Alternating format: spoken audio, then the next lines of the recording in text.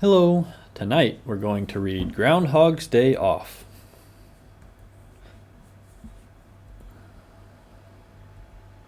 Every year on one special day in February, Groundhog wakes up extra early. Crowds of people gather outside.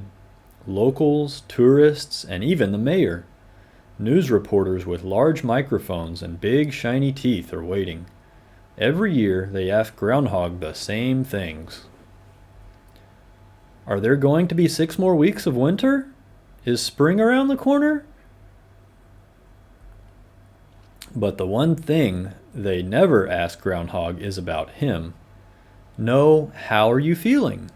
No, have you seen any good movies lately? No, do you like mushrooms on your pizza? Not even, who does your fur? Groundhog has more to offer than the forecast, but that's what happens year after year. Well, not this year. Dear people, I am a groundhog with feelings and things to say, but all you care about is the weather. So this year I'm going on vacation. You'll have to find someone new. Sincerely, Groundhog. P.S.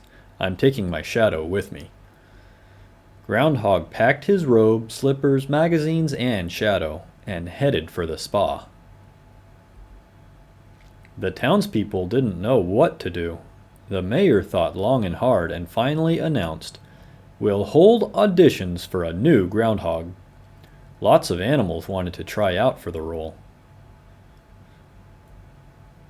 Elephant was just too big. Ostrich got the whole thing backward. Monkey was asked to leave after an unfortunate banana cream pie incident. Bats, owls, moles, and possums' schedules didn't work out. Poor Puppy suffered from stage fright. And Sheldon, well, his shadow just wouldn't behave. "This is terrible," the mayor cried. "There's only one animal right for this job." Groundhog had been relaxing when he heard a news report. Nobody has Groundhog's flair for the dramatic. Nobody can wake up as early as he does.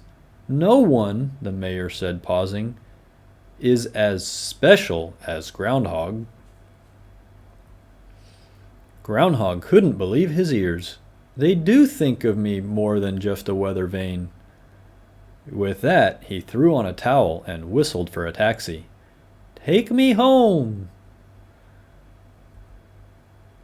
Groundhog tunneled under the stage and popped out of the hole. Ta-da! The audience stood and cheered. The reporters asked Groundhog all the questions he had always hoped they would ask. Where did you go on vacation? Which team are you rooting for in the playoffs? Do you prefer chunky or smooth peanut butter? Is that your real fur? Will you do this for real tomorrow? Groundhog stopped signing autographs. Tomorrow, he said. The reporters nodded. Tomorrow is Groundhog's Day. You came back just in time.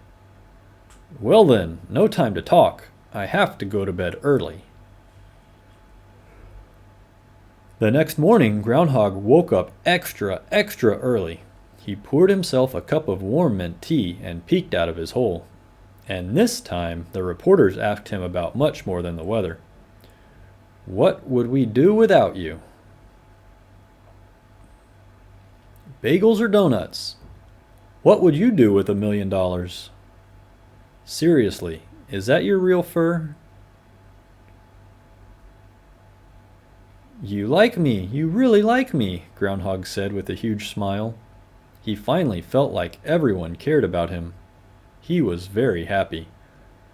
That is, until he climbed back down into his hole and turned on the television and saw that Bunny had hopped away. Auditions will be held in the spring.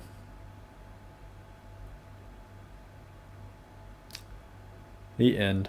I hope you all enjoyed. A special shout out to William and Charles. I love y'all. Good night.